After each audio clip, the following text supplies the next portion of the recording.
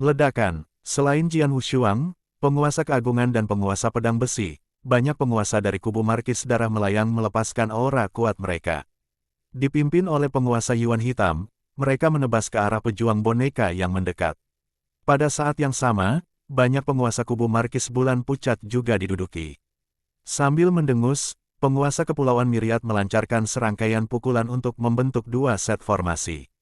Setelah ini, para penguasa Markis Bulan Pucat, yang dipimpin oleh penguasa Jiwa Iblis, juga berjuang keluar. Para penguasa kedua kubu mulai bertempur. Meskipun para penguasa tetap diam dan fokus pada pejuang boneka, mereka memiliki kesepakatan diam-diam. Mereka akan bekerja sama untuk membunuh boneka sebelum bertarung satu sama lain untuk mendapatkan keempat cincin interspatial tersebut. Para bangsawan dan para petarung boneka saling berhadapan. Ledakan, ledakan, ledakan, ledakan, ledakan. Raungan mengerikan menggema di seluruh istana. Itu hanya sesaat, tetapi kehancurannya sangat dahsyat. Bagaimanapun, meskipun jumlah pejuang boneka sangat banyak dan formasi pertempuran mereka sangat kuat, mereka tidak tahu bagaimana bekerja sebagai tim. Akibatnya, mereka tidak dapat memanfaatkan kekuatan tempur mereka. Di sisi lain, para penguasa dari kedua kubu mampu menghadapi alam Jian Wushuang dengan baik dan didukung oleh formasi penguasa Kepulauan Myriad. Meskipun kekuatan tempur mereka secara keseluruhan lebih rendah daripada para pejuang boneka, mereka mampu memanfaatkan taktik pertempuran yang berbeda untuk mengalahkan para pejuang boneka. Tidak butuh waktu lama bagi para penguasa untuk mengalahkan beberapa petarung boneka. Selain kedua penguasa itu, ada penguasa lain di berbagai lapisan dalam rumah gua. Mereka bergegas ke tempat kejadian untuk menawarkan dukungan saat mereka merasakan istana dipenuhi aura mereka yang kuat. Keadaan tampaknya semakin memburuk bagi para pejuang boneka karena semakin banyak bangsawan yang berdatangan ke istana untuk bergabung dalam pertempuran. Tak butuh waktu lama bagi separuh dari 50 pejuang boneka berbaju besi emas untuk terbunuh. Ini mengurangi jumlah mereka secara signifikan. Seperti yang diinginkan oleh para penguasa, tidak satu pun dari keempat boneka ungu emas hancur. Ini karena cincin interspatial berada di tangan pejuang boneka dan hancurnya boneka ungu emas akan segera mengakibatkan pertempuran antara kedua kubu. Para bangsawan lebih memilih untuk menghancurkan baju besi emas terlebih dahulu, lalu bertarung memperebutkan 4 cincin interspatial. Ini adalah rencana yang jelas. Desir, niat Myriad Islands Lord tidak jelas, tetapi dia telah bertarung dengan boneka bersirah emas di dekat Demon Soul Lord. Ketika dia menyadari bahwa hanya sedikit boneka bersirah emas yang tersisa, dia menyipitkan mata dan menatap Demon Soul Lord. Demon Soul Lord, sekarang waktunya. Sang penguasa jiwa iblis menatapnya. Dia mengerti maksud penguasa Kepulauan Myriad dan melirik Jian Wushuang. Alam Jian Wushuang sangatlah kuat dan menjadi satu-satunya alasan mengapa mereka dapat dengan cepat mengalahkan dan membunuh boneka berbaju sirah emas. Akan tetapi, ketika tiba saatnya kedua kubu bertarung memperebutkan 4 cincin interspatial, Jian Wushuang akan menjadi duri dalam daging kubu Markis Bulan Pucat.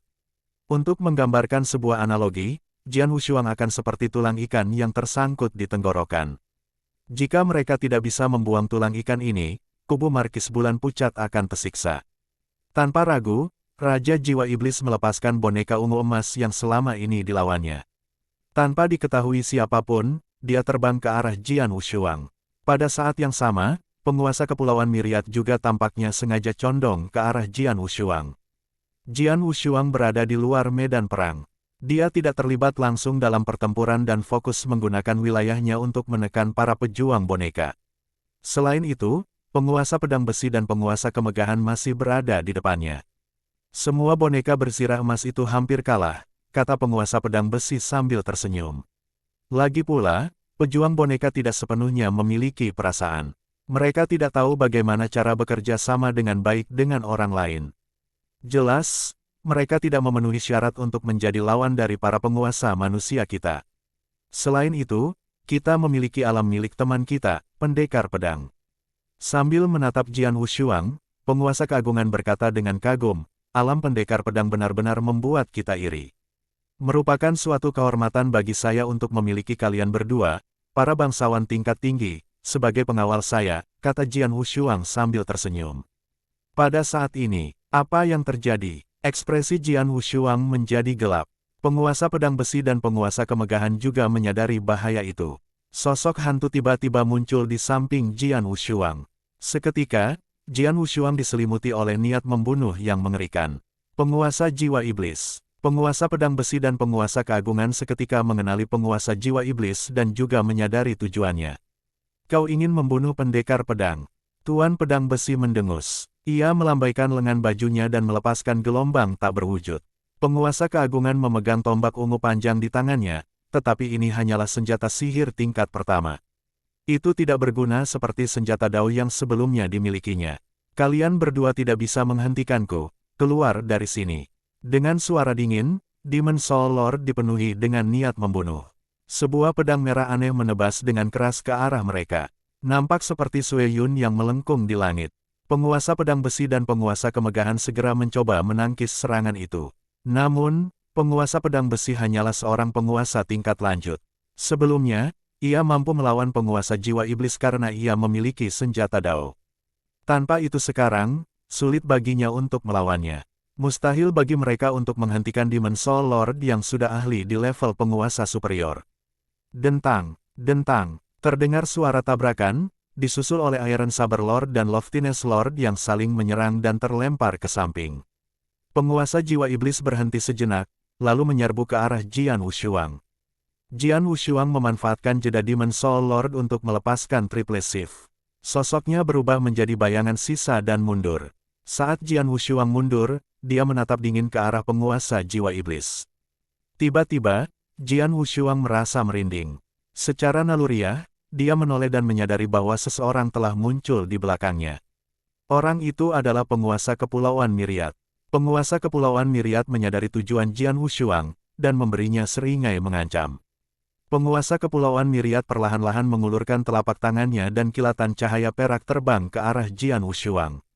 Apa itu? Jian Wushuang terkejut. Dia segera dapat melihatnya dengan jelas. Cahaya perak itu adalah sebuah manik-manik. Petir surga ke-9. Penguasa pedang besi dan penguasa kemegahan juga melihat manik perak itu dan ekspresi mereka berubah drastis. Petir surga ke-9 adalah sejenis petir. Kekuatannya jauh lebih besar daripada petir surga ungu. Petir surga ke-9 juga sangat ganas. Biasanya, satu kilatan petir dapat menghancurkan seorang penguasa pemula. Memurnikan petir surga ke-9 menjadi manik-manik untuk memusatkan kekuatannya akan mengakibatkan kehancuran yang lebih dahsyat. Jian Wushuang pernah menggunakan granat iblis di benua Nanyang. Saat itu, ia telah menyempurnakan petir itu menjadi manik-manik sehingga kekuatannya dapat meledak seketika. Namun, kekuatan granat iblis tidak ada apa-apanya dibandingkan dengan petir surga ke-9. Itulah petir surga ke-9. Beberapa penguasa dari kedua kubu yang berada di dekatnya juga memperhatikannya. Ketika mereka menyadari bahwa penguasa Kepulauan Myriad telah melemparkan manik petir surga ke-9, mereka menjadi takut dan khawatir pada Jian Wushuang. Ledakan manik petir surga ke-9 di dekat seorang penguasa tingkat lanjut akan membunuhnya dengan mudah. Bahkan seorang penguasa tingkat atas akan menderita luka parah kecuali kekuatan fisiknya setara dengan penguasa Yuan Hitam. Namun, Jian Wushuang hanya berada di alam Sein. Hampir mustahil baginya untuk bertahan dari petir surga ke-9. Wah, kamu baru saja mencapai alam Sein. Kamu seharusnya merasa beruntung karena terbunuh oleh manik petir surga ke-9. Penguasa Kepulauan Myriad tersenyum dingin. Tampaknya dia membayangkan kematian Jian Wushuang oleh petir langit ke-9. Langkah penguasa Kepulauan Myriad tidak terduga. Kubu Markis Darah Melayang tahu bahwa Markis Bulan Pucat akan mencari kesempatan untuk menyerang Jian Wushuang. Itulah sebabnya penguasa Yuan Hitam, penguasa pedang besi, dan penguasa keagungan bekerja sama untuk melindunginya. Namun, tidak seorang pun menyangka bahwa Markis Bulan Pucat akan begitu licik. Mereka membiarkan Demon Soul Lord, seorang penguasa superior, mengalihkan perhatiannya sementara Myriad Islands Lord menyelinap ke arahnya. Tipu daya ini berhasil. Penguasa jiwa iblis telah ditahan oleh penguasa pedang besi dan penguasa keagungan untuk sesaat, namun tak seorang pun mampu menghentikan manik petir surga ke-9 milik penguasa Kepulauan Myriad. Peristiwa ini terjadi begitu cepat sehingga Jian Wushuang tidak dapat segera bereaksi. Ketika dia menyadari bahaya dan ingin melarikan diri, semuanya sudah terlambat. Pergilah ke neraka, penguasa Kepulauan Myriad meraung. Petir surga ke-9 memancarkan cahaya perak yang menyilaukan dan meledak. Kekuatan dahsyat meletus di istana. Ledakan itu mengguncang rumah gua besar itu dengan suara yang memekakkan telinga dan mengerikan. Energi yang dilepaskan cukup kuat untuk dengan mudah mengalahkan dan membunuh penguasa tingkat lanjut. Karena jaraknya kurang dari 1 meter dari ledakan, Jian Wushuang terkena lebih dari 90% kekuatannya. Boom, gelombang sisa yang terlihat dari ledakan itu mengepul dari episentrumnya dan menyebar ke seluruh istana, memengaruhi sebagian besar bangsawan. Banyak yang harus menutup mata mereka. Setelah waktu yang lama, istana itu menjadi tenang. Segalanya berakhir. Para penguasa kedua kubu memandang ke tempat di mana Jian Wushuang berada. Apakah dia meninggal? Semua orang memikirkan hal yang sama. Pendekar pedang, wajah penguasa pedang besi tampak muram. Lihatlah sungai darah ini, ia masih ada di sini. Seorang penguasa dari kubu Markis Darah Hanyut tiba-tiba berkata. Semua orang segera melihat ke arah sungai darah yang masih ada di sana. Sungai itu terus memancarkan aura yang tidak melemah. Sebaliknya, sungai itu masih mengalir. Apa yang terjadi di sini? Sungai darah tidak menghilang. Apakah pendekar pedang masih hidup? Dia tidak mati, kan? Masih hidup. Para penguasa kedua kubu tidak percaya. Apakah dia masih hidup? Mungkinkah itu terjadi? Penguasa kepulauan Miriat menyipitkan matanya. Asap dari ledakan itu telah hilang dan sesosok tubuh perlahan-lahan muncul. Dia membawa pedang panjang. Pakaian di tubuh bagian atasnya terbelah. Kulitnya menghitam, yang membuatnya tampak liar. Sementara itu, sisi kanan tubuhnya menarik perhatian. Bagian itu tampak sedikit merah dan ada beberapa luka kecil di sana, tetapi itu jelas luka yang dangkal. Bagaimana mungkin? Penguasa kepulauan Miriat terkejut. Tidak mungkin. Demon Soul Lord tidak dapat menahan diri untuk berteriak. Semua penguasa kedua kubu yang menyaksikan kejadian itu merasa tercengang. Dia tidak mati, kan? Dia bahkan tidak terluka parah. Hanya ada beberapa luka kecil di sisi kanan tubuhnya. Bagaimana dia bisa melakukan hal itu? Kekuatan petir surga ke-9 sangat dahsyat. Jika aku berada di tempat Jian Wushuang, aku tidak akan terluka parah, itu pasti akan mengacaukanku. Mustahil untuk tidak mengalami cedera parah. Tapi makhluk kecil ini. Penguasa Yuan Hitam menatap Jian Wushuang dengan heran saat sebuah pikiran tiba-tiba muncul di benaknya. Bagaimana jika tubuhnya lebih kuat dariku? Dia tidak menyadari bahwa ketika Jian Wushuang berada di dalam kolam petir universal di rumah gua Beimo Markis, dia telah menyerap 37 petir langit ungu. Sekarang tubuhnya setara dengan senjata sihir tingkat 2 yang lebih unggul. Bahkan di antara para penguasa, Jian Wushuang sudah luar biasa. Meskipun penguasa Yuan Hitam menduduki peringkat pertama di antara banyak penguasa dari kedua kubu, kekuatan fisiknya cukup baik untuk mencapai persyaratan senjata sihir tingkat 2 yang unggul. Dibandingkan dengan Jian Wushuang, dia lebih rendah. Di dalam istana, para penguasa kedua kubu terkejut tak bisa berkata apa-apa. Di sisi lain, ekspresi Jian Wushuang dingin dan dia dipenuhi amarah. Di kedalaman matanya yang dingin, amarah membara. Penguasa jiwa iblis dan penguasa kepulauan segudang. Kalian berdua punya trik yang bagus. Suara Jian Wushuang memenuhi istana. Nadanya yang dingin mengingatkan pada embun beku bulan Desember. Serangan diam-diam yang dilancarkan oleh penguasa jiwa iblis dan penguasa kepulauan Miriat membuat Jian Wushuang marah. Penguasa kepulauan Miriat mendengus menanggapi. Sebenarnya, kaulah orang baik.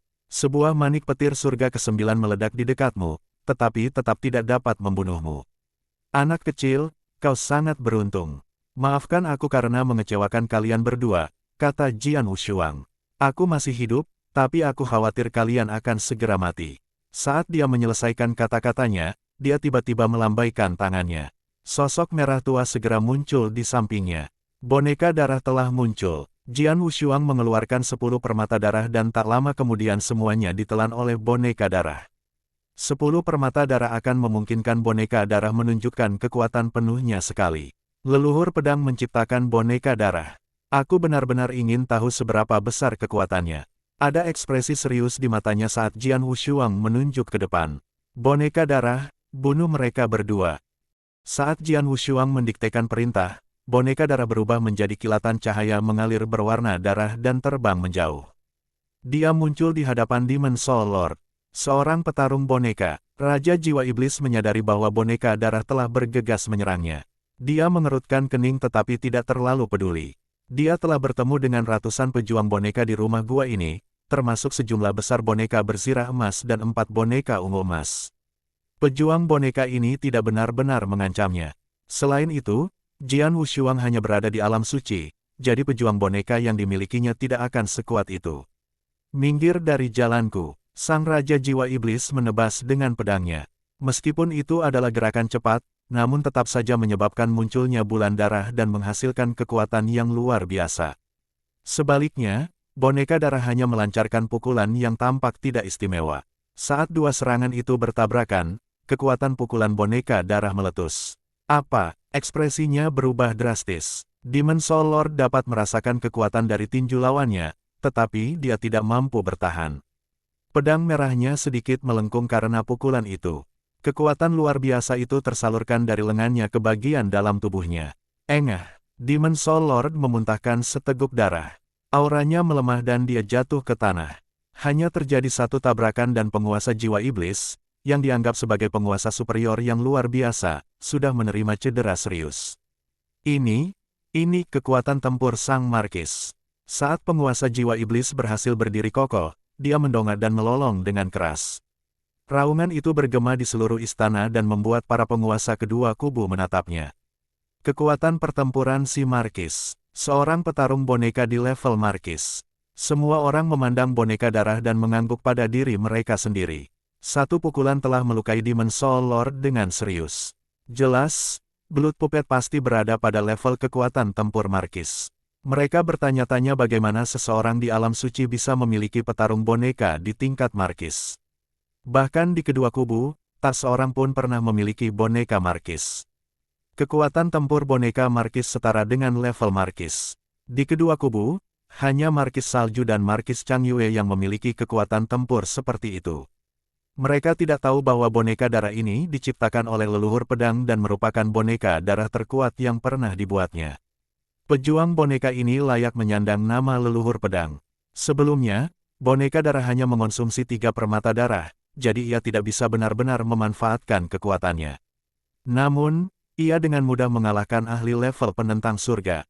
Jadi, jika ia mengonsumsi 4 permata darah, kekuatan tempurnya akan setara dengan level biasa seorang bangsawan. Jika menghabiskan 6 permata darah, itu seharusnya setara dengan seorang penguasa tingkat lanjut. Dengan mengonsumsi 10 permata darah, boneka darah akan mencapai puncak kekuatan tempurnya, setara dengan seorang markis.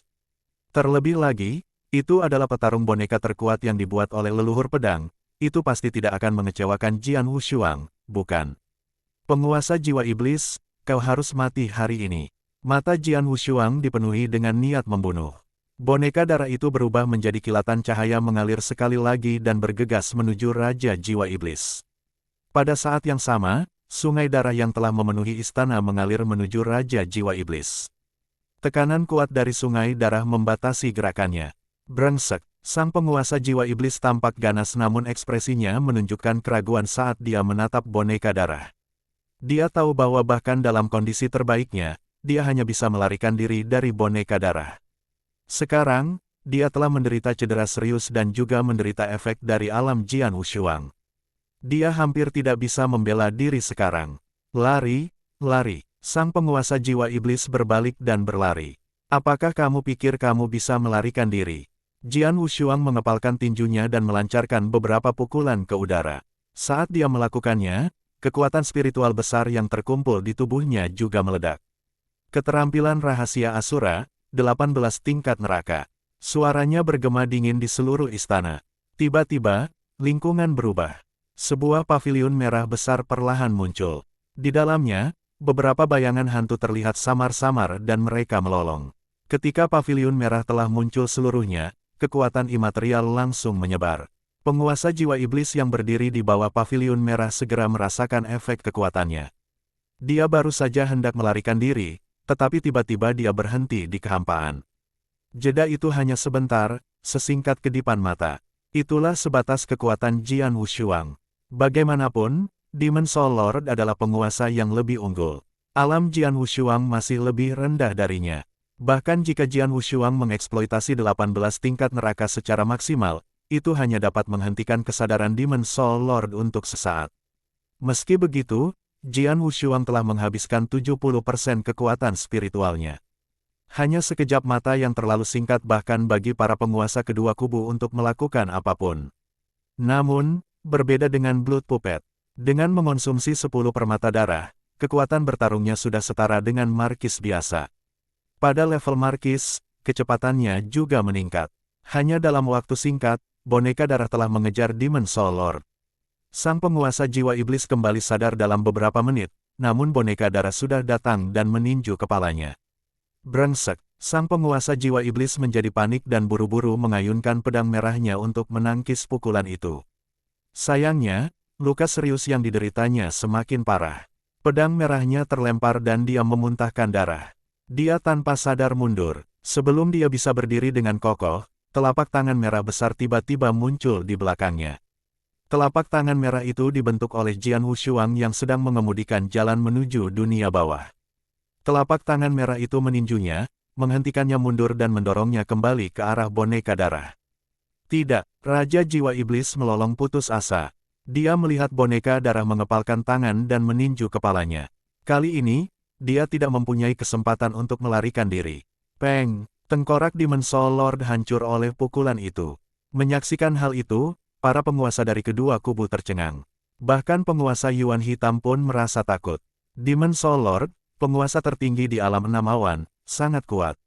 Bahkan Black Yuan Lord yang lebih kuat dari Demon Soul Lord tidak memiliki cukup kepercayaan diri untuk membunuhnya. Namun kini, Raja Jiwa Iblis telah mati. Penguasa Jiwa Iblis telah mati. Dia mencoba membunuh seseorang di Saint Realm. Sayangnya, dia malah dibunuh oleh lawannya dan pejuang bonekanya. Jian Wushuang, yang membunuh Demon Soul Lord, tampak sangat tenang. Sepertinya mudah baginya untuk membunuh Demon Soul Lord. Segera, dia mengalihkan tatapan dinginnya ke arah Myriad Islands Lord. Niat membunuh kembali menyelimutinya. Penguasa jiwa iblis dan penguasa kepulauan segudang telah bekerja sama, namun dia tidak menyadarinya. Penguasa jiwa iblis telah mencoba mengalihkan perhatiannya sementara penguasa kepulauan segudang menyelinap di belakangnya. Dibandingkan dengan penguasa jiwa iblis, Jian Wushuang merasakan lebih banyak hasrat membunuh terhadap penguasa kepulauan Myriad. Penguasa Myriad Islands, penguasa jiwa iblis telah mati. Sekarang giliranmu. Suara Jian Wushuang yang dalam dan rendah bergema dingin di seluruh istana. Ekspresi wajah penguasa kepulauan Myriad membeku, tetapi dia tidak panik, juga tidak takut. Bunuh aku, hanya kau dan pejuang boneka ini. Penguasa kepulauan Myriad tampak meremehkan. Ia membalikkan telapak tangannya dan segera sebuah benda muncul di sana. Itu adalah sebuah gulungan. Penguasa kepulauan Myriad membukanya. Pada saat yang sama, ia melancarkan beberapa pukulan ke gulungan itu untuk membuat beberapa tanda khusus. Tak lama kemudian, gulungan itu dipenuhi dengan kekuatan yang luar biasa. Suara mendesing. Pengaktifan gulungan itu menyebabkan perisai energi menyatu di sekitar penguasa kepulauan Myriad. Pembentukan. Jian Wushuang menatap perisai energi dan menyipitkan matanya. Anak kecil, jangan meremehkanku. Formasiku adalah yang terbaik di kedua kubu, jadi tidak sesederhana yang kau lihat sekarang. Sayang sekali aku terburu-buru ke sini dan tidak punya cukup waktu untuk mempersiapkan diri, kalau tidak. Tuan Myriad Islands mencibir. Jian Wushuang terdiam. Dia tidak mengeluarkan perintah apapun, tetapi boneka darah itu terbang ke arah penguasa kepulauan Myriad tanpa ragu-ragu. Ledakan. Boneka darah itu telah mendaratkan pukulan keras pada perisai energi, dengan kekuatan yang cukup kuat untuk membunuh seorang penguasa tingkat lanjut. Pukulannya mendarat pada perisai energi yang mengelilingi penguasa kepulauan Myriad dan membuatnya penyok. Perisai itu bergetar saat meletus dengan kekuatan besar yang menyebabkan suara gemuruh yang kuat. Perisai energi masih utuh. Perisai itu tidak hancur dan penguasa kepulauan Myriad yang berada di dalam perisai itu tidak terluka. Jian Wushuang menyipitkan matanya. Para penguasa kedua kubu merasa takjub. Sungguh formasi pertahanan yang kuat. Bahkan boneka markis tidak dapat menghancurkannya. Tidak heran formasi penguasa kepulauan Myriad adalah yang terbaik di kedua kubu. Formasi pertahanan ini bisa menyelamatkan penguasa kepulauan Myriad. Selama penguasa kepulauan Myriad memiliki formasi ini, mustahil bagi pendekar pedang untuk membunuhnya. Jian Wushuang dan boneka markis miliknya telah dengan mudah membunuh Demon Soul Lord yang merupakan penguasa yang lebih unggul. Hal itu membuat mereka tercengang. Meskipun penguasa Myriad Islands tidak sekuat penguasa jiwa iblis, ia dianggap sebagai penguasa formasi nomor 1 di kedua kubu. Akan lebih sulit untuk mengalahkannya. Formasinya terlihat bagus. Jian Wushuang melihat perisai energi di sekitar penguasa Kepulauan Myriad. Dia dapat mengatakan bahwa perisai energi itu sangat unik dan dapat menyeimbangkan energi dengan sendirinya. Setelah serangan dari boneka darah, perisai energi telah menghabiskan sedikit energi tetapi segera pulih. Jika aku ingin menghancurkan perisai energi, aku harus menghancurkannya secara langsung dengan kekuatan yang dahsyat. Kekuatannya seharusnya hanya terfokus pada satu titik. Namun, satu-satunya orang di kedua kubu yang mampu melakukan itu adalah Tuan Markis, pikir Jian Wushuang. Seorang Markis sejati, seorang ahli di atas alam tujuh awan, memiliki kekuatan yang mengerikan dan juga ahli dalam hal manusia. Dia akan mampu memanfaatkan manual dan keterampilan unik. Dengan memanfaatkan keterampilan unik, menggabungkan semua kekuatan ke satu titik dan melepaskan kekuatan itu secara instan, seseorang akan mampu menghancurkan perisai energi. Akan tetapi, meskipun boneka darah adalah pejuang boneka tingkat Markis dan memiliki kekuatan tempur Markis, ia tetap saja hanyalah pejuang boneka. Ia tidak tahu bagaimana memanfaatkan keterampilan uniknya, tidak mampu memfokuskan semua kekuatannya ke satu titik. Ia juga tidak dapat mengendalikan waktu ledakan, jadi ia tidak akan mampu menghancurkan perisai energi. Pendekar pedang, kata penguasa Kepulauan Segudang dengan suara tinggi. Kau hanya berada di alam Sein, tetapi kau memiliki alam yang mengerikan dan kekuatan yang luar biasa. Kau sudah menjadi yang terbaik di antara para penguasa tingkat menengah. Selain itu, tubuhmu juga sangat kuat. Petir surga ke-9 meledak di dekatmu, tetapi kau tidak benar-benar terluka. Sekarang, tunjukkan pada kami seorang pejuang boneka tingkat Markis. Kami para bangsawan benar-benar iri dengan kemampuan dan keterampilanmu. Mendengar hal itu, para penguasa kedua kubu tampak terkejut. Alam Jian Wushuang, tubuhnya yang super kuat, dan petarung boneka tingkat Markis membuat mereka cemburu. Namun Jian Wushuang hanya berada di alam suci. Namun, kami hanya iri padamu. Lagi pula, kau bukanlah ahli Markis sejati. Kau ingin membunuhku, tetapi kau tidak akan mampu, kata penguasa Kepulauan Myriad sambil tertawa lebar. Benarkah? Jian Wushuang mendongak dan menatap dingin ke arah penguasa Kepulauan Myriad, kurasa tidak. Jian Wushuang mengambil sesuatu dari cincin interspasial. Itu adalah busur panjang emas dengan anak panah emas yang tajam. Busur panjang emas itu memancarkan aura yang ganas. Sebuah busur. Melihat busur panjang itu, para bangsawan sedikit terkejut. Jian Wushuang menyeringai lalu melemparkan busur panjang emas ke boneka darah. Busur Raja Naga, itu adalah salah satu kesempatan yang diterima Jian Wushuang di rumah gua Markis Beimo. Dia menyimpannya, tetapi tidak pernah menggunakannya. Busur Raja Naga juga merupakan senjata sihir tingkat 1 dan mengandung kekuatan besar.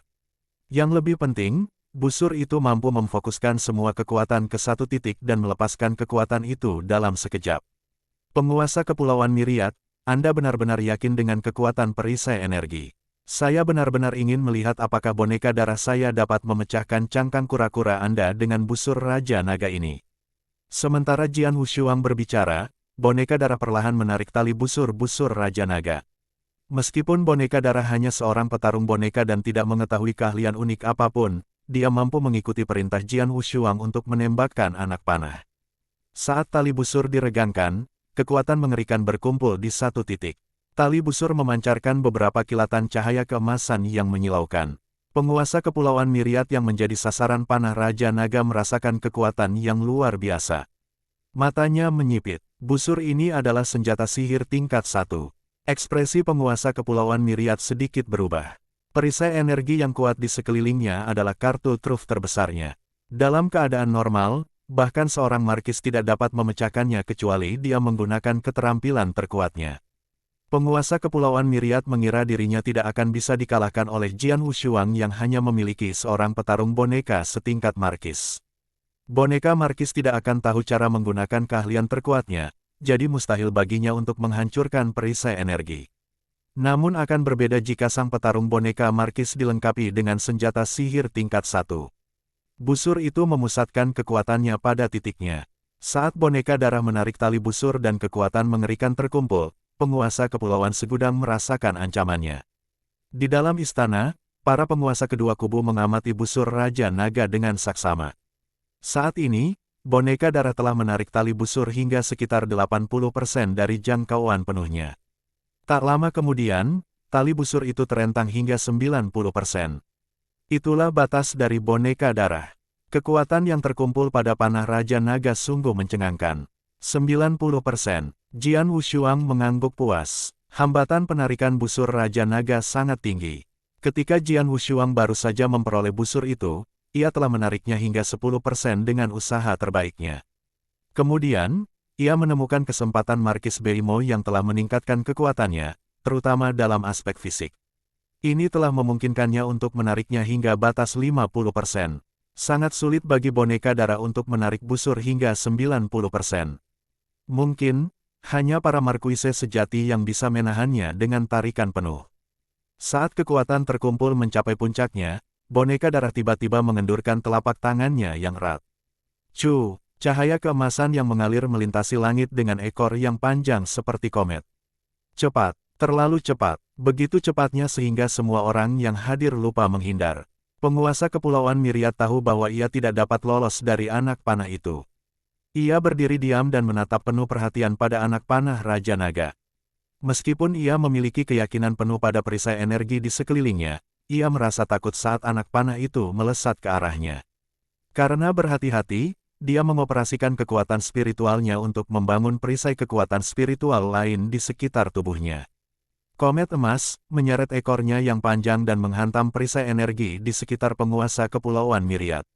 Boom! Kekuatan mengerikan yang telah memadat hingga mencapai kepadatan ekstrim tiba-tiba meledak dan menyapu energi shield dengan cepat. Bersamaan dengan itu, energi shield mencoba menahan serangannya dan melepaskan sejumlah besar kekuatan. Astaga, astaga, astaga! Suara halus dari tekanan energi yang bertabrakan bergema di seluruh istana. Para penguasa sudah terdiam. Bahkan penguasa Yuan Hitam dan yang lainnya yang telah bertarung dengan pejuang boneka emas dan boneka ungu emas berhenti untuk melihat mereka.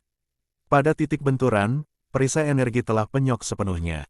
Di bagian tengah penyok, cahaya tajam menghantam dengan keras dan membuat lubang kecil di perisai energi. Para bangsawan menyipitkan mata karena terkejut. Penguasa Myriad Islands menarik napas dalam-dalam dan meraung marah. Ada perisai kekuatan spiritual lain yang dibentuk oleh kekuatan spiritualnya sendiri di sekelilingnya.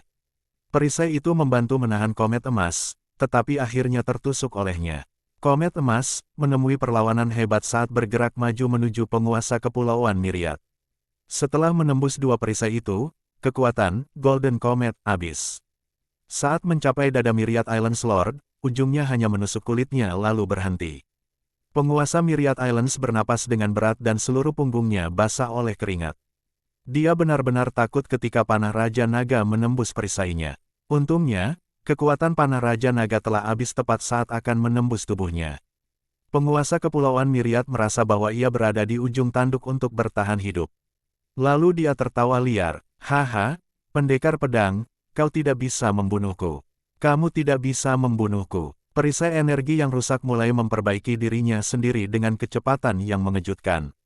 Dalam sekejap mata, perisai itu selesai diperbaiki, dan panah Raja Naga didorong keluar oleh perisai energi. Perisai energi ini telah utuh kembali. Melihat itu semua penguasa di sekitarnya mendesah. Sayang sekali, hampir saja, dia hampir membunuh penguasa Kepulauan Myriad.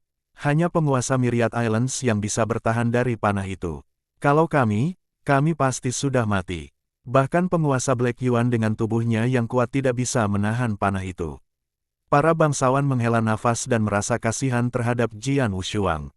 Pendekar pedang, aku sudah bilang sebelumnya, kau tidak bisa membunuhku.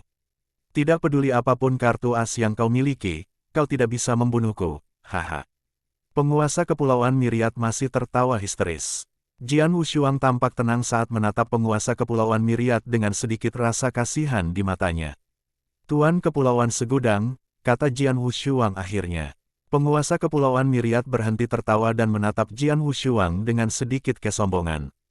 Jian Wushuang menggelengkan kepalanya dan mencibir, masih terlalu dini bagimu untuk merasa beruntung. Bagaimana? Tuan Myriad Islands awalnya bingung, tetapi tiba-tiba dia buru-buru melihat ke dadanya. Anak panah itu tidak benar-benar melukainya, tetapi telah menyentuh tubuhnya dan menusuk kulitnya. Ia menunduk untuk memeriksa lukanya. Dia ketakutan dengan apa yang dilihatnya. Ini, penguasa kepulauan Miriat menatap dadanya. Sepetak putih telah muncul. Bercak putih itu menyebar dengan kecepatan yang mengkhawatirkan dan hampir menutupi seluruh dadanya. Sementara itu, ia merasakan hawa dingin yang menyeramkan menyebar ke seluruh tubuhnya dan membekukan kesadarannya. Bercak putih itu terus menyebar dan akhirnya menutupi seluruh tubuhnya. Klik, klik. Saat hawa dingin itu mengembun, penguasa Myriad Islands berubah menjadi es. Angin bertiup. Wus. Patung es itu hancur berkeping-keping. Penguasa kepulauan Myriad telah meninggal. Dia meninggal dengan mata terbelalak dan ekspresi ketakutan di wajahnya. Para penguasa kedua kubu terdiam dan tampak bimbang. Mereka menyaksikan kejadian itu. Mereka sangat terkejut. Seorang pria hidup telah berubah menjadi patung es dalam sekejap dan hancur berkeping-keping. Itu membuat rambut mereka berdiri tegak. Mereka tahu bahwa penguasa kepulauan Myriad telah diracuni. Ketika panah Raja Naga menembus kulitnya, racun di kulitnya telah memasuki tubuhnya. Namun, racun itu terlalu mengerikan. Myriad Islands Lord, seorang bangsawan tingkat tinggi, tidak mampu menahannya dan tewas dengan cepat dan aneh. Bahkan Jian Wushuang, yang telah menggunakan panah beracun, menghela nafas ketika melihat kematian penguasa kepulauan Myriad. Racun jantung es jauh lebih menakutkan dari yang kukira. Jian Wushuang menatap panah Raja Naga di tangannya. Ada sedikit warna putih di ujung panah Raja Naga, yang merupakan racun jantung es yang sengaja digunakannya. Racun jantung es merupakan racun paling menakutkan yang pernah ditemui Jian Wushuang. Ketika dia membantu Leng Rusuang memurnikan racun jantung es di tubuhnya, dia memperoleh 12 tetes racun. Dia mengoleskan 1 tetes ke panah Raja Naga sebagai senjata rahasia. Hasilnya memuaskan. Ketika Jian Wushuang membunuh penguasa kepulauan Myriad dengan busur Raja Naga dan racun hati es. Tidak seorang pun tahu bahwa ada aula megah di dasar rumah gua. Di dalamnya, seorang tetua kurus tiba-tiba mengangkat kepalanya. Aura tuan muda, kenapa dia memilikinya? Tetua kurus itu menyipitkan matanya sedikit seolah-olah dia bisa melihat semua yang ada di istana. Kemudian dia perlahan mengulurkan tangannya yang keriput. Kekosongan di samping tetua kurus itu tiba-tiba terkoyak seperti selembar kertas, memperlihatkan lubang cacing yang besar. Telapak tangan tetua kurus itu terentang keluar dari lubang cacing itu. Di istana, setelah membunuh Demon Soul Lord dan Myriad Islands Lord, Jian Wushuang memerintahkan Blood Puppet untuk segera mengambil interspatial rings mereka. Dengan lambaian tangannya, dia memanggil Blood Puppet kembali, lalu melihat sekeliling. Dia mendapati para penguasa kedua kubu sedang menatapnya dengan ekspresi rumit di wajah mereka. Jian Wushuang menarik napas dalam-dalam dan mulai mengatakan sesuatu, tetapi tiba-tiba, kecelakaan yang tidak terduga terjadi. Gelombang tak berwujud datang dari kehampaan dan langsung menarik perhatian semua orang yang hadir. Mereka tercengang dengan apa yang mereka lihat. Kekosongan itu runtuh tanpa tanda dan memperlihatkan sebuah lubang cacing yang besar. Dari sana, sebuah tangan keriput terentang dan perlahan membesar. Tak lama kemudian, tangan itu menjadi begitu besar hingga menutupi langit. Ruang dan waktu membeku. Para penguasa itu ketakutan. Pada saat yang sama, mereka menyadari dengan ngeri bahwa mereka telah kehilangan kemampuan untuk bertindak. Jian Wushuang juga tidak bisa bergerak saat ini. Tangan itu mencengkeram Jian Wushuang dengan mudah seolah-olah dia adalah mainan. Kemudian, tangan itu kembali ke lubang cacing, yang menyusut dan menghilang.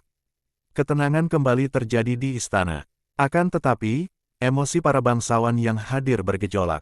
Ketika mereka sadar kembali, mereka menyadari bahwa Jian Wushuang telah menghilang bersama tangan besarnya. Di aula megah di dasar rumah gua, tetua kurus itu perlahan mengulurkan tangannya dan menarik Jian Wushuang ke dalam aula. Kemudian dia melonggarkan cengkeramannya dan melemparkannya ke tanah. Jian Wushuang berjuang untuk berdiri, masih merasa pusing. Dia tadinya berada di istana, namun tiba-tiba dia digenggam oleh sebuah tangan raksasa dan dibawa ke aula ini. Tangan itu tiba-tiba muncul dari void, dan mencengkeramnya dengan mudah. Dia tidak mampu melawan, bahkan seorang markis pun tidak akan mampu melakukan itu. Dengan rasa ngeri yang memuncak, Jian Wushuang melihat sekeliling. Ia menemukan bahwa istana itu hampir sama dengan istana tempat mereka bertempur memperebutkan cincin interspatial. Ini termasuk kesamaan dalam struktur konstruksi, ukuran dan bahkan dekorasi. Satu-satunya perbedaannya adalah di puncak aula, ada 2 pria yang duduk di sana, bukan petarung boneka. Mereka berdua sudah tua, Seorang lelaki tua berambut putih, berjanggut putih, dan berpenampilan seperti orang suci. Jubah putih yang dikenakannya tertutup debu. Yang satunya kurus. Tanda petir di antara kedua alisnya tampak jelas. Mereka, Jian Wushuang mengerutkan kening dan menatap kedua sosok yang sedang berbaring itu. Dia tidak bisa merasakan vitalitas mereka. Seolah-olah mereka telah mati selama bertahun-tahun. Namun, tetua kurus itu tiba-tiba membuka matanya dan menatap Jian Wushuang. Matanya dingin dan mengandung api hantu. Apa? Jian Wushuang sangat terkejut. Dia masih tidak bisa merasakan vitalitas apapun dari tetua kurus itu. Dia seharusnya sudah mati, tapi sekarang, dialah yang menangkapku. Jian Wushuang menarik napas dalam-dalam dan segera memahami situasinya.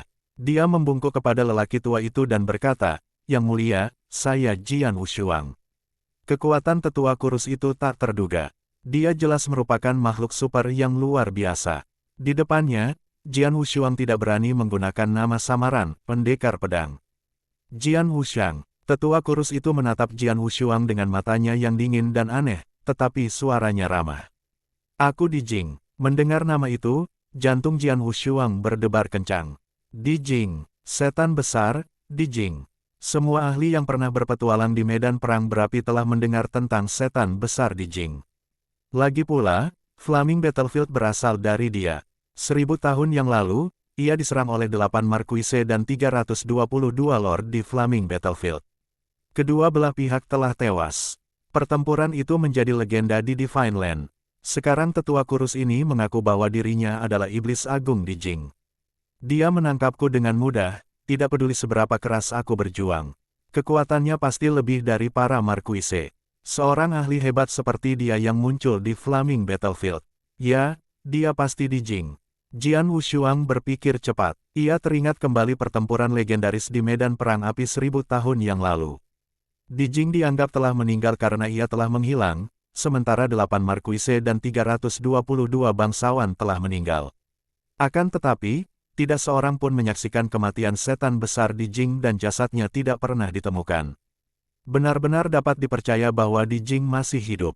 Merenungkan kekuatan luar biasa dari tetua kurus itu, Jian Wushuang 90% yakin bahwa dia adalah Di Jing. Mengetahui identitasnya, Jian Wushuang menjadi gelisah. Di Jing telah dikenal sebagai iblis agung 1000 tahun yang lalu karena pembantaian brutal yang telah dilakukannya. Itulah sebabnya begitu banyak ahli melancarkan serangan kolaboratif terhadapnya. Saat ia berdiri di hadapan iblis agung, Jian Wushuang khawatir Di Jing mungkin akan membunuhnya hanya karena ia tidak menyukai penampilannya. Atau dia mungkin membunuhnya hanya karena dia menyukainya. Jika Di Jing ingin membunuhnya, Jian Wushuang pasti tidak akan mampu menolak. Jian Wushuang berada dalam kondisi waspada tinggi. Seolah-olah dia telah membaca pikiran Jian Wushuang, Di Jing memutar matanya yang dingin dan aneh dan mendengus. "Tenang saja, aku tidak akan membunuhmu untuk saat ini.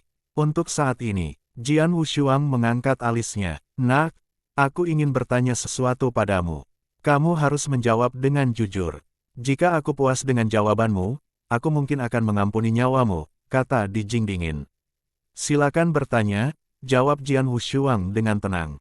Dia tahu bahwa Di Jing telah menangkapnya dari antara para ahli di rumah gua karena suatu alasan tertentu. "Wah, dari mana kamu mendapatkan racun-racun jantung es?" Di Jing menatap Jian Wushuang. "Racun jantung es." Jian Wushuang sekarang mengerti alasan Di Jing menangkapnya. Dengan mengingat hal itu, dia menjawab dengan jujur, "Aku mendapatkannya dengan memurnikan sebagian racun jantung es di tubuh seseorang." "Memurnikan?" Di Jing sedikit tercengang, "Kau tahu cara memurnikan racun jantung es?" "Untuk beberapa alasan khusus, saya dapat menyempurnakannya, tetapi hanya sebagian kecil saja," kata Jian Wushuang. Di Jing terus bertanya, "Apa hubunganmu dengan orang yang terkena racun hati es?" "Yah," Jian Wushuang ragu-ragu sebelum menjawab, "kami seperti teman. Dia pernah membantuku, dan aku juga membantunya untuk mendetoksifikasi racun." "Begitu ya?" Di Jing mengangguk dan bergumam, "Tidak heran aku bisa merasakan aura Tuan Muda padamu. Kurasa Tuan Mudaku telah memberimu janji." "Sebuah janji." Jian Wushuang segera mengingat jade slip yang diberikan Leng Rusuang kepadanya. Leng Rusuang menyebutkan bahwa dia dapat mematahkan jade slip saat dia dalam bahaya. Tuan muda, Jian Wushuang menatap Di Jing dengan ekspresi aneh di wajahnya dan bertanya, dia tuan mudamu. Ya, Di Jing mengangguk. Senyum tipis muncul di wajahnya yang kurus dan cekung. Di Jing melanjutkan, nak, berdirilah lebih dekat. Jian Wushuang mengerutkan kening dan ragu-ragu. Nak, jangan takut, karena tuan mudaku telah memberimu janjinya, dia pasti memiliki hubungan dekat denganmu. Tentu saja, aku tidak akan membunuhmu. Bagaimanapun, jika aku ingin membunuhmu, aku akan mampu melakukannya, bahkan jika kau berada ribuan mil jauhnya, kata Di Jing sambil tersenyum. Mengingat bagaimana Di Jing menangkapnya, Jian Wushuang memaksakan senyum. Memang, dengan keterampilan Di Jing yang luar biasa, dia bisa membunuhnya dimanapun Jian Wushuang bersembunyi. Jian Wushuang menepis keraguannya dan berjalan berdiri di depan Di Jing. Aku tidak berbicara dengan siapapun selama lebih dari 1000 tahun, desah Di Jing. Lebih dari 1000 tahun, Jian Wushuang terkejut, apakah kamu sudah tinggal di rumah gua ini begitu lama? Itu benar, Di Jing mengangguk dan berkata sambil mendesah, saya telah bermeditasi tentang Dao pembantaian. 1000 tahun yang lalu, ada yang salah ketika saya memahaminya. Itulah sebabnya saya membunuh begitu banyak orang tak berdosa. Tanpa pilihan lain, saya harus mengolahnya di rumah gua ini. Saya telah berada di sini selama 1000 tahun. Begitukah? Jian Wushuang terkejut. Semua orang di medan perang berapi-api mengatakan bahwa Di Jing adalah iblis besar yang kecanduan pembantaian. 1000 tahun yang lalu, ia telah membantai banyak sekali orang tak berdosa. Para ahli lainnya telah marah dan telah memutuskan untuk bersatu untuk melawannya. Tidak seorang pun tahu alasan pembantaian gila-gilaan Di Jing. Ada desas-desus bahwa kau tewas bersama para petarung yang menyerangmu. Jian Wushuang tertawa. Mati bersama mereka, serangga-serangga itu. Di Jing mencibir. Meskipun aku terkena hard demon dan hanya bisa menggunakan 1% kekuatanku, sekelompok serangga dari Cloud Realm tidak mungkin bisa melukaiku. Di Jing jelas-jelas tidak terlalu menaruh hormat pada para ahli alam awan. Mendengar itu, Jian Wushuang merasa tidak percaya. Di Jing jelas merupakan ahli super di luar alam awan.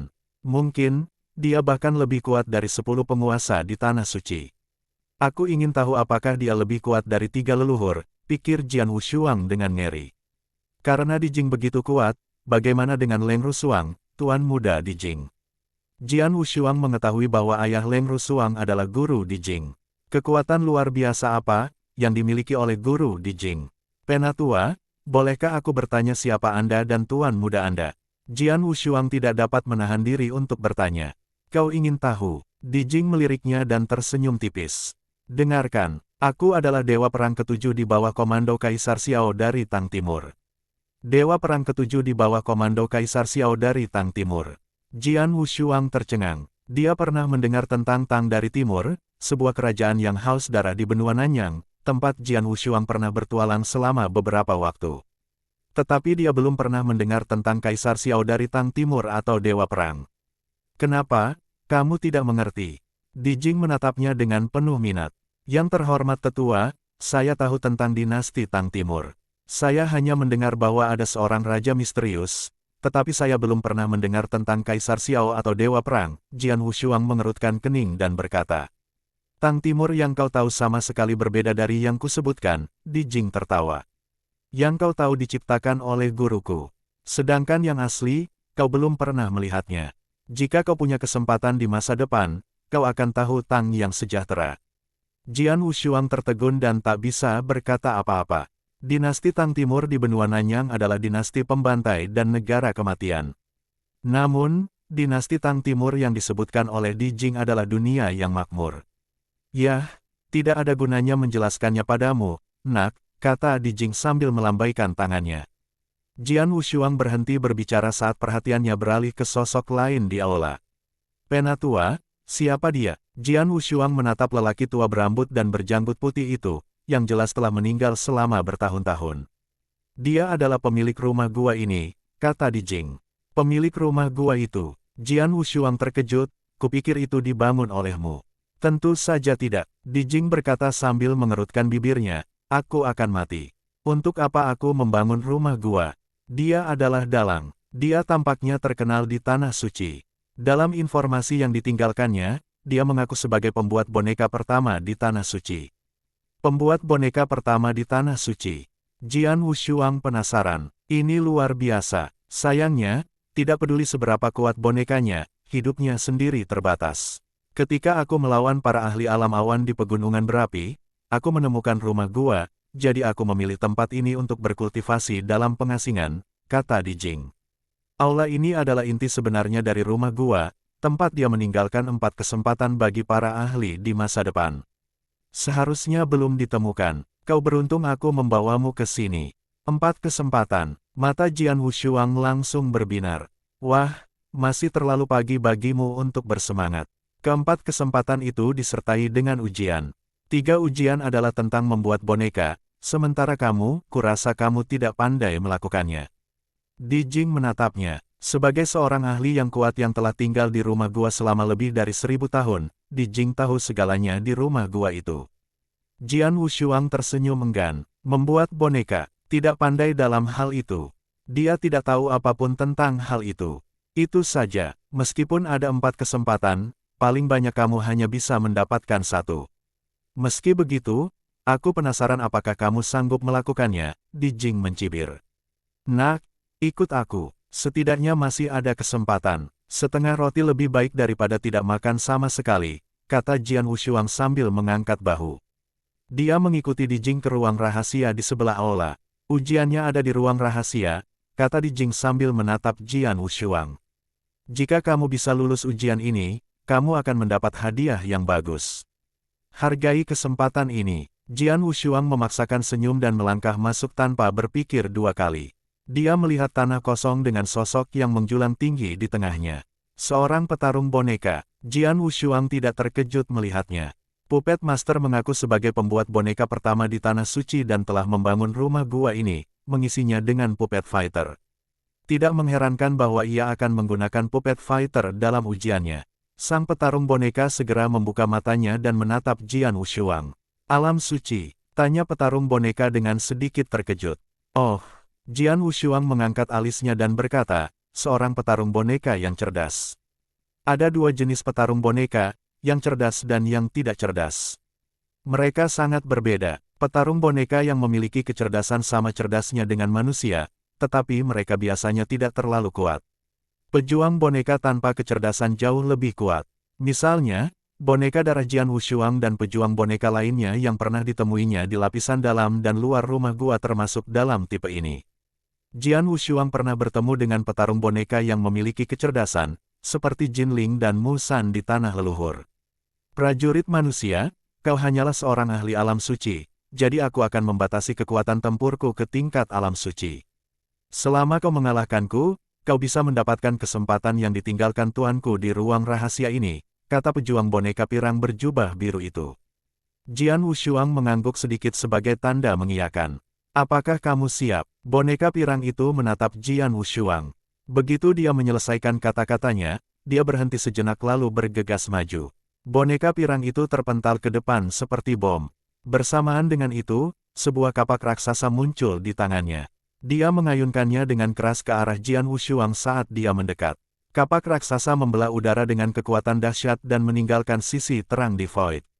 Keterampilan kapak yang bagus, Jian Wushuang tersenyum tipis.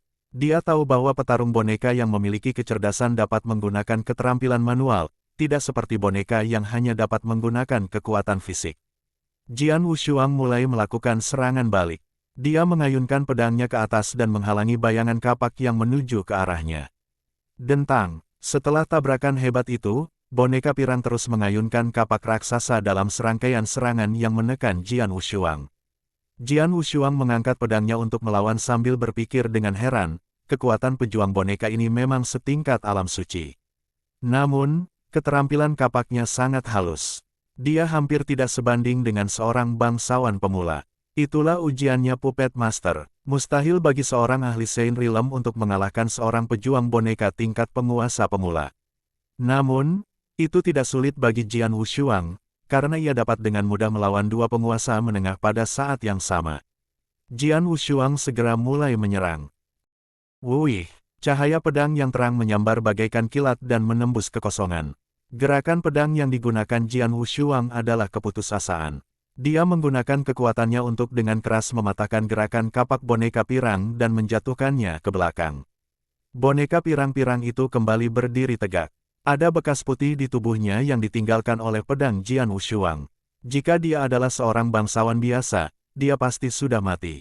Kamu menang. Dia menatap Jian Wushuang dan melemparkan cahaya mengalir hitam kepadanya. Dia berkata, ini adalah hadiahmu karena telah lulus ujian.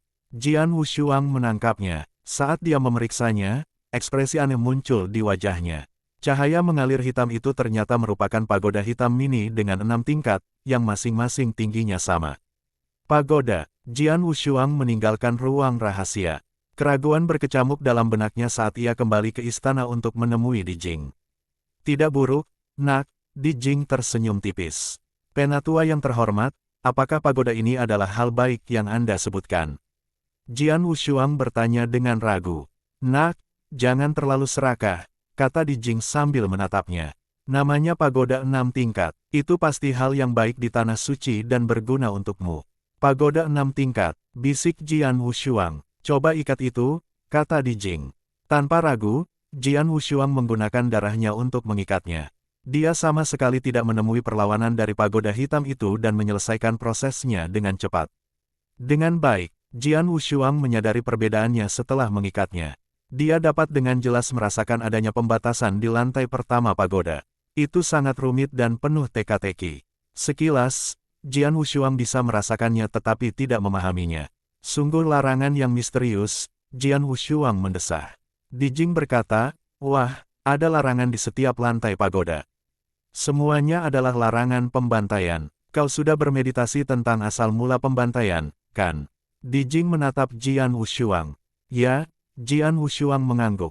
Dia terutama bermeditasi pada 2 jenis asal dunia dan asal pembantaian. Di masa lalu, pemahamannya tentang asal pembantaian lebih tinggi daripada asal dunia. Setelah berpetualang di rumah gua Markis Beimo, pemahamannya tentang asal dunia telah meningkat pesat. Dia telah membentuk 4 tanda asal dunia dan hanya 1 tanda asal pembantaian. Itu saja. Di Jing menanggapi dengan senyuman dan berkata, 6 larangan itu sangat mendalam dan masing-masing berisi 999 ilmu gaib pembantaian. Karena kamu telah bermeditasi tentang asal mula pembantaian, kamu juga dapat bermeditasi tentang ilmu gaib pembantaian ini. Referensi ilmu gaib pembantaian akan sangat meningkatkan kecepatanmu dalam memahaminya. Ketika kamu memahami semua 999 ilmu gaib pembantaian, kamu dapat memecahkan teka-teki pembatasan pertama. Maka, itu berarti kamu benar-benar telah memasuki dao pembantaian. Jian Wushuang tertegun, namun kegembiraan segera menguasainya. Dia menoleh untuk merasakan pembatasan pertama di pagoda dan merasakan keberadaan banyak ilmu gaib pembantaian. Kebanyakan dari mereka baru bagi Jian Wushuang. Tidak heran Anda mengatakan bahwa pagoda 6 tingkat itu berguna bagi saya. Ini adalah kesempatan yang sangat bagus bagi saya, kata Jian Wushuang dengan rasa terima kasih. Larangan pertama jelas merupakan jalan pintas menuju dao pembantaian. Dao, melampaui asal adalah dao. Ketika pemahaman tentang asal mencapai puncaknya, asal secara alami akan berpindah ke dao. Misalnya, asal pembantaian akan berpindah ke dao pembantaian saat pemahamannya mencapai tingkat yang sangat tinggi. Dao jauh lebih kuat dari origin. Itulah sebabnya banyak ahli dan bangsawan akan berjuang mati-matian untuk mendapatkan senjata dao. Senjata dao terlibat dengan dao. Namun, dao terlalu misterius. Meskipun para ahli markis kuat, mereka tidak memenuhi syarat untuk memiliki akses ke dao. Penuhi kebutuhanmu dengan lebih praktis. Marketplace baru, harga bersaing, kejutan menanti. Iklan oleh Pub Future. Di Tanah Suci, hanya 10 penguasa dan 3 leluhur yang telah memasuki level dao. Betapa luar biasanya pagoda 6 tingkat itu. Hanya dengan larangan pertamanya saja Jian Wushuang dapat memasuki dao pembantaian. Wah, kamu sudah mendapatkan keuntungan ini. Sekarang aku akan mengantarmu pergi, kata Di Jing. Terima kasih, tetua yang terhormat, kata Jian Wushuang. Pada saat yang sama, dia membungkuk kepada dalang. Di Jing mengangkat alisnya. Dia melambaikan tangannya dan sebuah lubang cacing besar segera muncul di void di aula. Kemudahan Di Jing dalam menciptakan lubang cacing sebesar itu mengejutkan Jian Wushuang. Jian Wushuang pun merevisi perkiraannya tentang kekuatan Di Jing. Masuklah, kata Di Jing. Tanpa ragu, Jian Wushuang melangkah ke lubang cacing dan segera menghilang. Setelah dia pergi, seseorang berjalan perlahan keluar dari ruang rahasia. Itu adalah boneka pirang yang telah bertarung dengan Jian Wushuang. Dia mendatangi Di Jing di aula dan bertanya, "Tuan, bolehkah saya bertanya mengapa Anda mengatakan pagoda 6 tingkat Anda adalah ujian keempat guru saya?" Boneka pirang itu bingung. Dalang, pemilik rumah gua, hanya menetapkan 3 ujian, yaitu tentang membuat boneka. Kesempatan setelah lulus ujian juga tentang membuat boneka. Ujian keempat sebenarnya telah ditetapkan oleh Di Jing tadi. Tujuannya jelas, yaitu memberikan pagoda 6 tingkat kepada Jian Wushuang. Di Jing tetap diam sambil berpikir dalam hati. Tuan muda itu acuh tak acuh dan tidak mudah percaya pada orang lain. Bahkan aku tidak memenuhi syarat untuk mendapatkan janjinya, tetapi dia memberinya satu. Terlebih lagi, dia dapat memurnikan racun hati es milik tuan muda. Sungguh luar biasa. Dia sangat berguna bagi tuan muda, tapi dia terlalu lemah sekarang. Di Jing telah memberikan pagoda 6 tingkat kepada Jian Wushuang untuk membantunya meningkatkan kekuatannya secepat mungkin.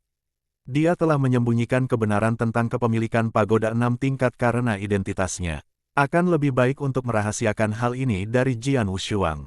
Banyak bangsawan dari kedua belah pihak telah berkumpul di istana. Sekarang mereka lari ketakutan. Lari, lari. Suara sedih bergema di seluruh istana. Para bangsawan melarikan diri dengan panik, ke segala arah. Seorang pria setengah baya berambut merah yang memancarkan aura perkasa berada di tengah pembantaian yang heboh. Dialah sang petarung boneka yang duduk di singgasana di depan istana. Dia tetap berada di pinggir lapangan sampai boneka berbaju zirah emas dan 4 boneka ungu emas kehilangan kendali. Sekarang, dia mulai beraksi dengan kekuatan yang luar biasa dan membunuh banyak penguasa dari kedua kubu. Bahkan para penguasa tingkat tinggi, seperti penguasa Black Yuan, takut padanya. Pria parubaya berambut merah itu adalah boneka Markis yang menakutkan. "Ayo pergi, cepatlah," geram penguasa Yuan hitam dengan tatapan dingin. Di belakangnya, banyak bangsawan dari kam Markis Pioxue melarikan diri dengan cepat. Pikiran tentang cincin interspatial boneka Markis disingkirkan dari benak mereka. Pada saat ini, dengungan. Gelombang tak berwujud tiba-tiba muncul di area sekitar. Sebuah lubang cacing besar terbentuk dan sesosok tubuh perlahan melangkah keluar darinya. Pendekar pedang, penguasa Yuan hitam mengenalinya. "Tuan Yuan hitam, apa yang terjadi?" Jian Wushuang bertanya dengan heran. Jian Wushuang mengamati situasi tersebut. Seorang pria parubaya berambut merah berdiri di depan seorang bangsawan tingkat tinggi dari kubu musuh. Dia menamparkan tuan tersebut dengan santai, dan kepala tuan tersebut hancur. Oh, Jian Wushuang ketakutan. Betapa mengerikannya pejuang boneka itu. Dia jauh lebih kuat dari boneka darahku. Dengan 10 permata darah, boneka darah dapat mengeluarkan kekuatan penuhnya, yang sebanding dengan kekuatan tempur tingkat Markis. Namun, sebagai boneka Markis, boneka darah lebih lemah daripada pria parubaya berambut merah. Kekuatan Blood Puppet tidak dapat menandingi Puppet Fighter. Dalang menempatkan petarung boneka yang begitu kuat di istana ini. Jian Wushuang mendesah dalam hati. "Pendekar pedang, lari, cepat," teriak penguasa pedang besi. Jian Wushuang tidak ragu-ragu. Dia berlari keluar istana bersama penguasa Yuan hitam dan rekan-rekannya yang lain. Mereka terus bergerak menuju lapisan luar. Akhirnya, mereka tiba di lapisan luar. Mereka dapat beristirahat sejenak dan menenangkan diri. Puppet Fighter itu mengerikan. Dia begitu kuat sehingga bahkan seorang Markis pun tidak bisa melawannya. Iron Saber Lord mendesah. "Apa yang terjadi dengan petarung boneka ini? Ketika kami melawan keempat boneka ungu emas, dia tidak bergerak. Namun ketika kami mengalahkan mereka, dia mulai menyerang kami," kata penguasa keagungan sambil mengerutkan kening. "Siapa tahu, kurasa tuan rumah gua itu yang merencanakan ini." Silver Wing Lord mengerutkan bibirnya. "Diam kau," teriak penguasa Yuan hitam dengan dingin sambil menatap para penguasa lainnya. Awalnya, kam Markis Pioxue memiliki lebih dari 50 bangsawan di istana. Ketika pejuang boneka menyerang, para bangsawan itu telah berpencar dan hanya selusin bangsawan yang berhasil lolos. Tidak seorang pun tahu apa yang terjadi pada penguasa lainnya. Jian Wushuang dan rekan-rekannya menunggu di lapisan luar selama setengah hari. Penguasa lainnya keluar dari lapisan dalam secara berurutan. Lebih dari 30 penguasa dari kam mereka selamat. Saya sudah meminta Spirit Lord untuk memberitahu para penguasa ini agar segera pergi. Setengah hari sudah cukup lama untuk melarikan diri, jadi mereka yang belum muncul pasti sudah mati di sana, kata Black Yuan Lord, matanya menyipit. Para penguasa lainnya dipenuhi kesedihan. Merupakan malapetaka bagi kedua kubu karena diserang oleh pejuang boneka. Banyak penguasa yang tewas di tangannya. Sungguh tragis, desa Iron Saber Lord sambil menggelengkan kepalanya. Tuan-tuan jarang ada dan sekarang mereka telah kehilangan lusinan. Perkemahan kami mengalami kerugian besar, tetapi kondisi perkemahan Markis Chang Yue tidak lebih baik. Penguasa Yuan Hitam memandang ke arah para penguasa dari perkemahan Markis Chang Yue yang berkumpul di samping mereka. Kurang dari 30 bangsawan dari Kam Markis Chang Yue telah berkumpul di lapisan luar. Jelas bahwa mereka telah menderita kerugian besar. Dibandingkan dengan kubu mereka, kami beruntung. Bagaimanapun, kami memperoleh banyak hal di lapisan dalam. Kami menerima senjata Dao dan mengambil 4 cincin interspatial dari boneka ungu emas. Setiap cincin pasti menyimpan banyak harta karun. Penguasa Yuan Hitam tersenyum. Tentu saja, itu semua berkatmu, pendekar pedang. Jika kau tidak membunuh Demon Soul Lord dan Myriad Islands Lord, kita tidak akan mendapatkan 4 cincin interspatial. Penguasa Yuan Hitam memandang Jian Wushuang. Demon Soul Lord dan Myriad Islands Lord telah memimpin para penguasa dari Kam Markis Chang Yue dalam pertempuran, tetapi mereka telah dibunuh oleh Jian Wushuang. Tanpa pemimpin, para penguasa tersebut tidak akan efektif dalam pertempuran mereka melawan Kam Markis Piaoxue. Benar, pendekar pedang, kau dibawa pergi oleh seseorang, tapi kemudian kau kembali tiba-tiba. Apa yang sebenarnya terjadi? Tanya penguasa Yuan Hitam. Para penguasa lain dari perkemahan Markis Piaoxue memandang Jian Wushuang dengan rasa ingin tahu. Mereka bertanya-tanya kemana dia pergi dan apa yang ditemuinya setelah dia secara tak sopan dicengkeram oleh tangan raksasa itu. Jian Wushuang sudah siap dengan pertanyaan ini. Ia mengangkat alisnya dan menjawab, saya tidak tahu apa yang terjadi. Saya hanya tahu bahwa seorang ahli menangkap saya dan meminta setetes racun yang saya gunakan untuk membunuh penguasa Kepulauan Myriad. Lalu ia membiarkan saya pergi.